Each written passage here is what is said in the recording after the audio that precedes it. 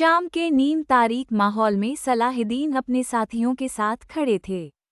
काराकूश के वक्त पर पहुंच जाने पर वो उसे कद्र भरी नज़रों से देखते हुए शुक्रिया अदा करते हैं, मगर फिजा में तनाव को छुपाया नहीं जा सकता।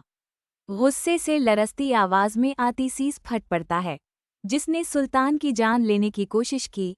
इस गद्दार के लिए कैद और रोटी काफ़ी नहीं। बोरो नरमी से जवाब देता है, हर इंसान को तौबा का हक है। आतिशीस चीख उठता है, तो फिर राकीफ ताजिर को ये हक क्यों ना मिला? सलाहुद्दीन इसे ठहरे हुए लहजे में समझाते हैं, गोग बोरो, राकीफ जैसा गद्दार नहीं था। इतने में लतीफ़ हाँकता हुआ अंदर आता है। वो खबर सुनाता है और ख़ैमे की फ़िज़ा साकत हो जाती है। सितारा उम्र मिला शहीद हो चुका है। साथियों के चेहरों पर गम की गहरी लकीर खिंच जाती है। सलाहुद्दीन के अंदर दहकता गुस्सा बिलाखिर ज़बान पर आ जाता है। सुलीबियों के हामी इस गद्दार को जीने का हक नहीं। फिर वो एक खुफिया हुक्म देते हैं, ऐलान करो कि शाम का सुल्तान सलाहुद्दीन वफ़ात पा गया है। ये राज यहाँ से बाहर नहीं जाना चाहिए, और इस खेल को आगे बढ़ाने के लिए हमें गोग बोरो चाहिए। क़दस में मारिया बालदुयन को बताती है कि सबीला से शादी के बाद लॉर्ड गाय की वाहिद रुकावट खुद बालदुयन है।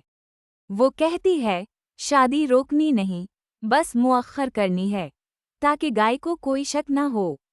इब्लीन में वैलिन्स बेलन को खबरदार करता है, जैसे ही मारिया को सब मालूम होगा, वो इब्लीन पर लश्कर भेजेगी। मगर बेलन का दिल कहीं और अटका है। वो सबीला के इनकार की असल वजह जानने के लिए क़दस जाने का फैसला करता है।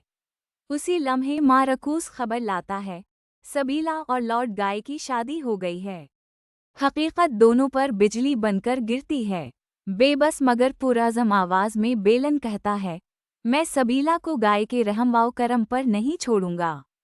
काहिरा में एक सिपाही सलाहुद्दीन की शहादत की झूठी खबर सुनाता है। काजी फाजल लरस कर उसे चुप कराते हैं। पूरा शहर सोगवार होकर सुल्तान का नकली जनाजा उठाता है। काजी फाजल कमज़ोर पड़ जाते हैं, मगर खलील इन्हें संभाल लेता है। आतिशीस यहाँ बताता है कि गोग बोरो ने सुल्तान के खिलाफ जाल बिछाया था, और बोरो इस गद्दार के पीछे लग चुका है। अंदर दाखिल होने वाली शमसा खातून को देखकर फातिमा खातून की आंखों में एक पल के लिए उम्मीद चमकती है, लेकिन काजी फाजल सर झुकाकर शहादत की खबर सुना देते हैं। दोनों औरतें गम से निढाल हो जाती हैं। उसी दौरान असल सलाहुद्दीन खैमे में बैठे बोरो को हुक्म देते हैं, एला किले के कमांडर से ये इक़बाल करवाओ कि इस पर तशद्दुद गुम्श्तगीन ने किया था, और ये बात गोग बोरो के सामने खुद वो तस्लीम करे। काहिरा में शमसा मैयत के पास बैठकर गिरिया करती है। फातिमा खातून सब्र और कबूलियत की दुआ करती हैं। शमसा धीमे मगर ज़ख्मी लहजे में कहती है, सलाहुद्दीन क़दस फ़तह किए बग़ैर नहीं जा सकते थे। फातिमा इसरार करती है कि वो चेहरा देखना चाहती है, मगर आतिशीस रोक देता है और ज़मरद खामोशी से इन्हें अंदर ले जाती है। बाहर गुम्श्तगीन का सिपाही सब मंजर देखकर सरगोशी करता है।